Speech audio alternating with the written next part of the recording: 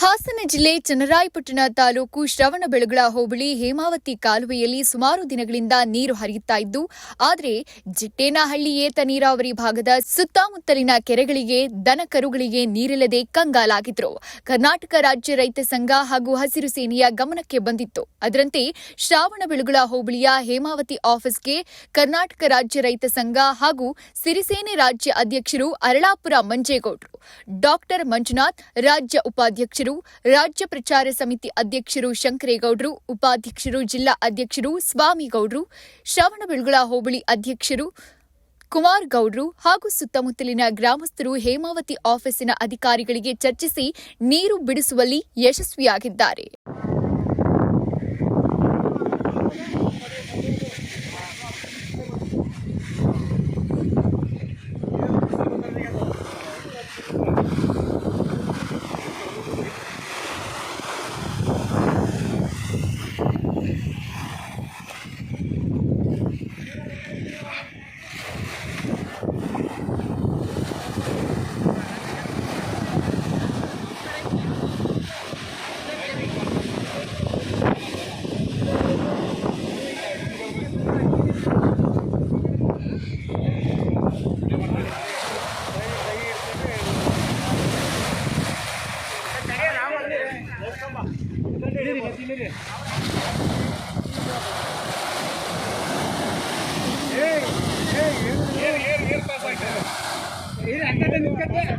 ನಮ್ಮ ರಾಜ್ಯಾಧ್ಯಕ್ಷರಂತ ಶ್ರೀಯುತ ಅರಳಾಪುರ ಮಂಜೇಗೌಡರು, ರಾಜ್ಯದ ಉಪಾಧ್ಯಕ್ಷರಂತ ಡಾಕ್ಟರ್ ಮಂಜುನಾಥ್ ಅವರು ಹಾಗೂ ತಾಲೂಕು ಸಂಚಾಲಕರಂತ ಶ್ರೀಯುತ ಜರಗಟ್ಟ ಮಂಜಣ್ಣವರು ಹಾಗೂ ರಾಮಣ್ಣವರು, ಜಾಜ್ರವರು, ಹಿರಿಸಭೆ ಅಧ್ಯಕ್ಷರು ಶೇಖರಣ್ಣವರು ಹಾಗೂ ಇದಕ್ಕೆಲ್ಲ ಮುಖ್ಯ ಕಾರಣಕರ್ತರಾಗಿರುವಂಥ ನಮ್ಮ ಇಂಜಿನಿಯರ್ ಮೇಡಮು ಸುಷ್ಮಾ ಮೇಡಮ್ರವ್ರು ಕೂಡ ಇವತ್ತು ಬಂದು ನಮ್ಮ ರೈತರ ಪರವಾಗಿ ನಿಂತ್ಕೊಂಡು ಇಂಥ ಕಡೆ ಎಲ್ಲ ನಾವು ನೀರನ್ನು ಇವತ್ತು ನಾವು ಸರಬರಾಜು ಮಾಡ್ತಾ ಇದ್ದೀವಿ ಅಂತ ಇಲ್ಲಿ ಹೇಳಿದ್ದಾರೆ.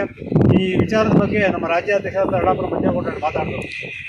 ಏನು ನಿನ್ನೆ ರೈತರು, ಈ ಭಾಗದ ರೈತರು ಬೆಳಗೊಳ ಹೋಬಳಿ, ಹಿರಿಸ ಹೋಬಳಿ ಏನು ಪರ್ಮ, ಚೆಲ್ಯ ಮತ್ತು ಸುಮಾರು ಕೆರೆಗಳು, ಮತ್ತಿಘಟ್ಟ ಈ ಕೆರೆಗಳಿಗೆ ನೀರಿನ ಚುಟ್ಟಳ್ಳಿ ಏತ ನೀರಾವರಿಯಲ್ಲಿ ಇನ್ನೂ ತೂಬನೆತ್ತಂಗೆ ಏನು ನನ್ನ ರೈತರು ಹೇಮಾವತಿಗೆ ಲೆಕ್ಕ ಹಾಕಿದ್ರು.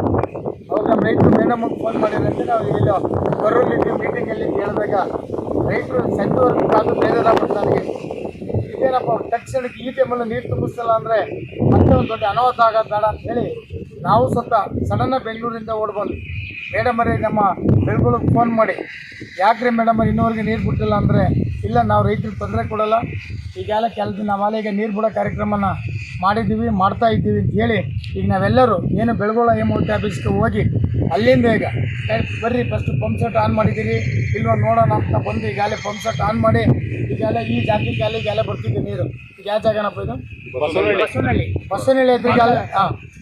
ಬಸವನಹಳ್ಳಿ ಭಾರಿ ಹತ್ರ ಈಗಾಗಲೇ ಡೆಲಿವರಿ ಏನು ಒಂದು ಚೇಂಬರ್ ಬರ್ತು ನೋಡಿ, ಇದು ಚೇಂಬರು. ಆ ಚೇಂಬರ್ ಹತ್ರಕ್ಕೆ ಈಗಾಗಲೇ ನೀರು ಸುತ್ತ ಬಂದಿದೆ. ಇದು ಏನು ಸೀಟ್ ಇತ್ತು ಅಂತ ನಮ್ಮ ರೈತರಲ್ಲಿ ಹೇಳ್ಕೊಂಡ್ರು. ಏನು ಕಾಂಟ್ರಾಕ್ಟ್ ಇದ್ದಾರೆ, ಕಾಂಟ್ರಾಕ್ಟ್ಸ್ಗೆ 5 ವರ್ಷಕ್ಕೆ ಅವರ ಒಂದು ದೊಡ್ಡದೊಂದು ಜವಾಬ್ದಾರಿ ಇರ್ತದೆ. ಇಷ್ಟೊತ್ತಿ ಆ ಕಾಂಟ್ರಾಕ್ಟರ್ ಕೆಲಸ ಮಾಡಿಸ್ಬೇಕಾಯ್ತು. ಇದರಲ್ಲಿ ಕಾಂಟ್ರಾಕ್ಟು ದೊಡ್ಡ ತಪ್ಪಿದೆ. ನೀರು ಬರುವಾಗಲ್ಲ ಅವನು ಸೀಟ್ ಎತ್ತೀನಿ ಕೆಲಸ ಮಾಡಿಲ್ಲ ಅಂತ ಹೇಳೋದು, ಇಷ್ಟೊತ್ತಿ ಮಾಡಬೇಕಾಯ್ತು. ಈಗಾಗಲೇ ಮುಂದೆ ಎಂಥದ್ದು ಯಾವರಪ್ಪ ಸೀಟ್ ತುಂಬಿದ್ರು, ಬೊಮ್ಮನಹಳ್ಳಿ, ಚೆನ್ನಹಳ್ಳಿ, ಉಳಿಗೇರಿ ಹತ್ರ ಏನೋ ಸೀಟ್ ತುಂಬಿಡೋದು ಅಂತ ನಮ್ಮ ರೈತರು ಹೇಳಿದರು. ಅದನ್ನೇ ಇವತ್ತೆಲ್ಲ ಸೀಟ್ ನೆಟ್ಟ ಕೆಲಸನ ನಾವು ಅಲ್ಲೇ ಮಾಡಿಸ್ತಾ ಇದ್ದೀವಿ. ಸೀಟ್ ನೆತ್ತಿದ್ದಾರೆ. ಈ ತಕ್ಷಣಕ್ಕೆ ಇವತ್ತು ನಾಳೆ ನಾಡ್ದೊಳಗೆ ಎಲ್ಲ ಕೆರೆ ತುಂಬ ಕೆಲಸ ಇವತ್ತು ಮೇಡಮ್ ಅವರು ಆನೆಸ್ಟ್ ಆಗಿ, ಯಾಕೆಂದರೆ ನಾವು ರೈತರ ಪರವಾಗಿದ್ದವರು, ರೈತರ ಪರವಾಗಿ ಕೆಲಸ ಮಾಡೋ ಅಂಥವ್ರು.